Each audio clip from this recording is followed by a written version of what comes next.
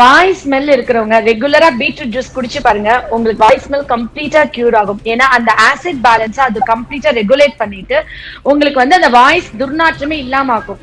இப்ப நான் பீட்ரூட் குடிக்கிறது எனக்கு ஓவர் டோஸா இல்ல போதுமா, நான் எப்படி தெரிஞ்சுக்கணும்?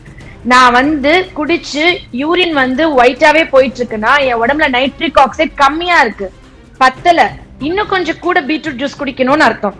நான் பீட்ரூட் ஜூஸ் குடிச்சிட்டே இருக்கேன், urine orange or motion red கலர்லயோ பிங்க் கலர்லயோ போகுதுன்னா எனக்கு நைட்ரிக் ஆக்சைடு போதுமான அளவுக்கு இருக்கு, எனக்கு பிபி நார்மலா இருக்கு, எனக்கு ரத்த குழாய்களை கொழுப்பு அடைச்சு இல்ல, எனக்கு எமர்ஜென்சி இல்ல, நான் ஒரு வாரம் 10 நாள் கூட பீட்ரூட் ஜூஸை சாப்பிடாம வேற மாத்திரை ஒரு டீனா சாப்பிட்டு நமக்கு போரிங்கா இருக்கும்.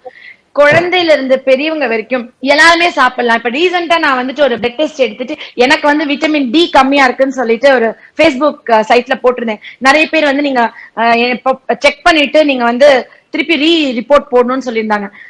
3 மாதம் டைம் கொடுத்திருந்தாங்க. நான் சூரிய ஒளியில போயிட்டு கால் வச்சா விட்டமின் டி கூடும், விட்டமின் டி சப்ளிமெண்ட்ஸ் எடுக்க கூடாது, உணவுல விட்டமின் டி சப்ளிமெண்ட் எடுக்க கூடாதுன்னு நினைச்சேன். ஆனா விட்டமின் டி எனக்கு உடம்புக்கு கிடைச்சாலும் என்னுடைய உணவுலயோ என்னுடைய வெயில்ல நான் எடுத்தாலும் சப்ளிமெண்ட்ஸா எடுத்தா கூட அதோட அப்சார்ப்ஷன் புவரா இருக்குல்ல. அப்ப நான் விட்டமின் டி ரத்தத்துல அப்சர்வ் ஆக நான் என்ன உணவு எடுக்கணும், நான் என்ன உணவு எடுத்தா என் உடம்புல விட்டமின் டி அப்சர்வ் ஆகி எனக்கு இம்யூன் சிஸ்டம் ஸ்ட்ராங் ஆகும் அப்படின்னு சொல்லி நான் தேடும் பொழுது பீட்ரூட் மட்டும்தான் vitamin D absorption from the food and இது என்விரான்மெண்ட்ல இருந்து அப்சர்வ் ஆகி நம்ம உடம்புக்கு கொடுக்கறதுக்கு ஒரே ஃபுட் அப்படின்னு தெரிஞ்சுக்கிட்டேன். ஒருத்தவங்க பீட்ரூட் ஜூஸ் குடிச்சாங்கன்னா 6 மணி நேரத்துக்கு ரத்த குழாய்கள் விரிஞ்சே இருக்கும். சோ நீங்க அதை டெய்லி எடுத்துக்கலாம். டெய்லி எடுத்துக்கலாம்னா எவ்வளவு எடுத்துக்கலாம்? டெய்லி 250 ml எடுத்துக்கலாம். டெய்லி 250 ml எடுத்தா நிறைய பேருக்கு பயம் வந்துடும், திடீர்னு யூரின் மோஷன் ரெட் கலர்லயோ இல்ல லைட் பிங்க் கலர்லயோ போகுதுன்னு. அது பேர் பீட் யூரியான்னு சொல்லுவோம். டெய்லி காலையில எழுந்துச்சுன்னு வெறும் வயிற்றுல கேரட் பீட்ரூட் ஜூஸ் அதுல கொஞ்சம் லெமன் அண்ட் கொத்தமல்லி போட்டு எடுக்கிறோம்னா நான் எனக்கு 6 மணி நேரத்துக்கு பிபி ஷூட் அப் ஆகாது. ஒரு சண்டையோ ஒரு பிரச்சனையோ ஒரு எமோஷனல் சிச்சுவேஷன் போனா எனக்கு ஆகாது. ஃபர்ஸ்ட் நான் பயப்பட வேணாம். கொலஸ்ட்ரால் கம்மி ஆகும். லோ பிபி இருக்கவங்க தான் பீட்ரூட் ஜூஸ் குடிக்கும்போது கொஞ்சம் ஜாக்கிரதையா குடிக்கணும்.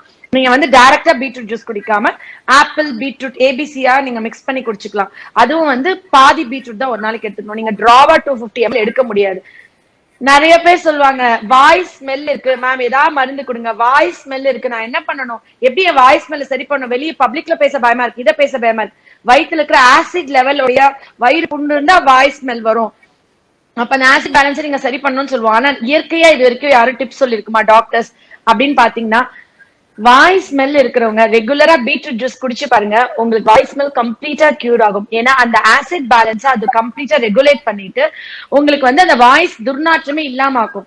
இப்ப நான் பீட்ரூட் குடிக்கிறது எனக்கு ஓவர் டோஸா இல்ல போதுமா, நான் எப்படி தெரிஞ்சுக்கணும்?